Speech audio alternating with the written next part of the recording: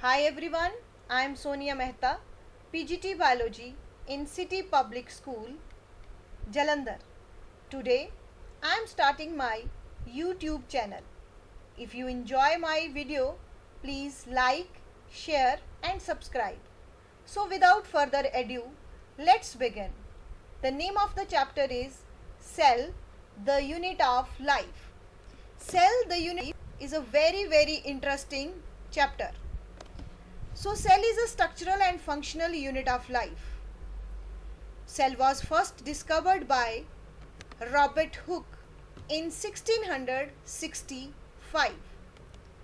Robert Hooke used a microscope to examine a thin slice of cork, which is a dead plant cell. He saw small boxes like structure which were named as cells.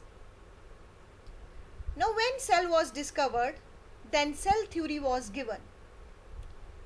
The main point of the cell theory are all living organisms are made up of cells.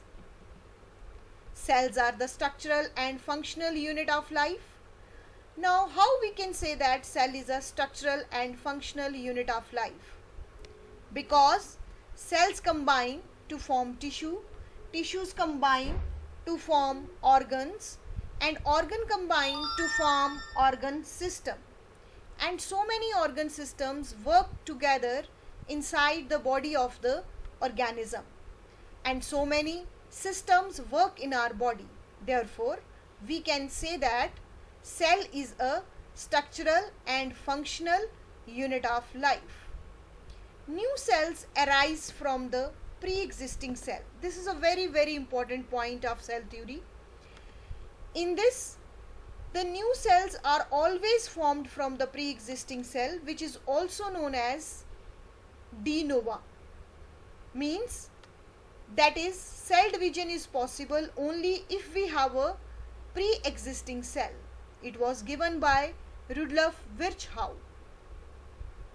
Now cells are divided into two main categories, simple cell and complex cell.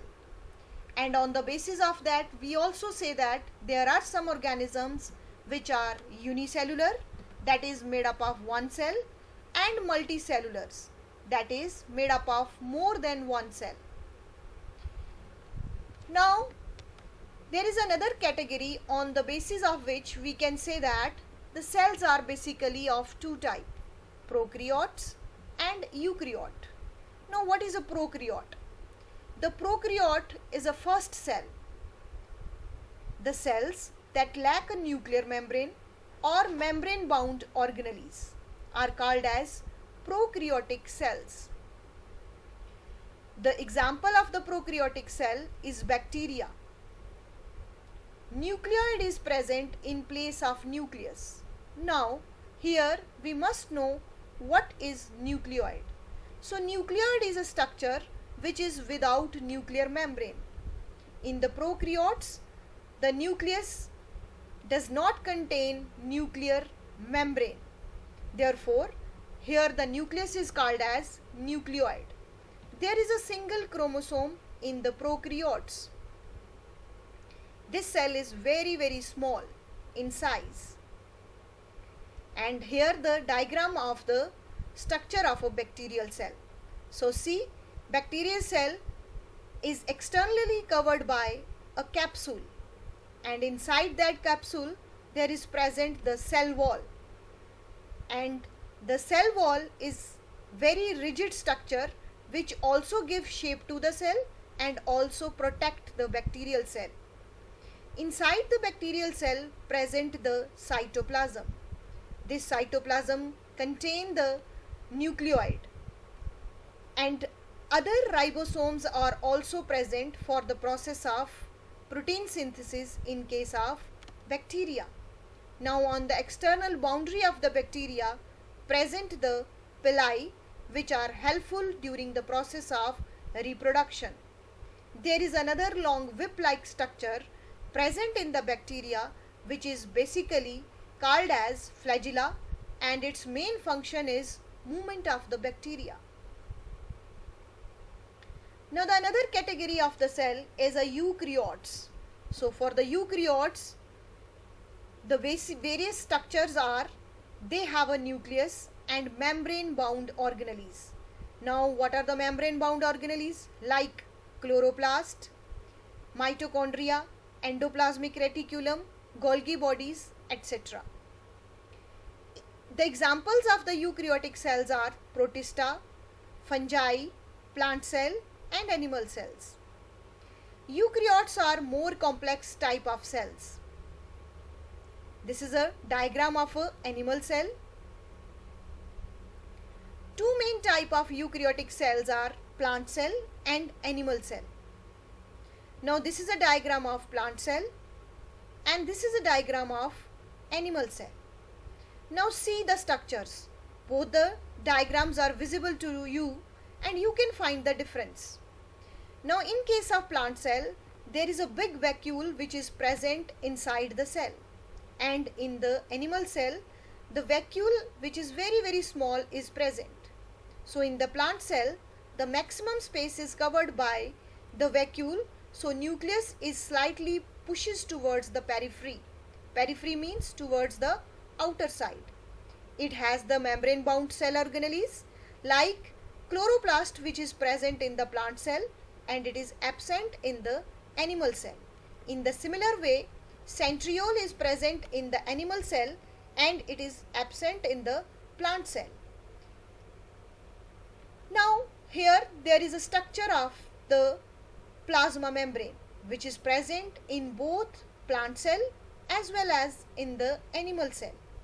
In the plant cell, cell membrane is present inside the cell wall, whereas in the animal cell, it is the outermost covering.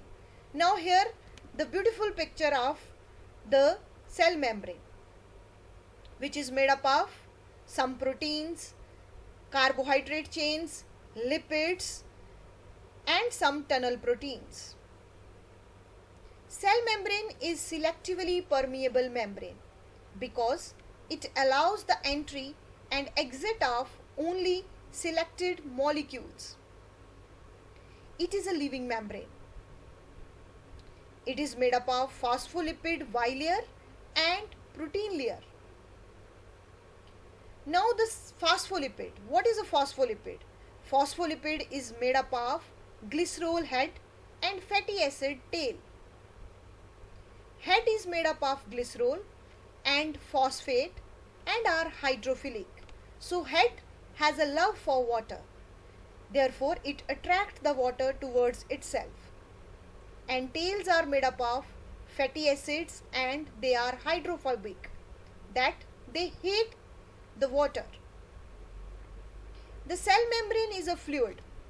The molecules in the cell membrane are constantly moving and changing. Cell membrane proteins are the peripheral proteins which are attached on the surface, inner as well as outer. Integral proteins are embedded completely through the membrane, and there is one more protein called as tunnel protein. Tunnel protein is a protein which starts from one side of the plasma membrane and goes to the other side of the plasma membrane. It behaves like a tunnel because it carries the materials from one side of the cell to the other side of the cell, that is either from outer side to inner side or from inner side to outer side. These proteins helps in the transportation. Now the another structure, that is a cell membrane in plants. It lies immediately against the cell wall in plant cells. It pushes out against the cell wall to maintain the shape of the cell. Cell membrane present outside of the cell membrane. It is non-living layer. It is very rigid. It supports and protects the cell. It found in plants, fungi and bacteria. Thank you so much. So today we are completed with a cell membrane. Now my first video is completed.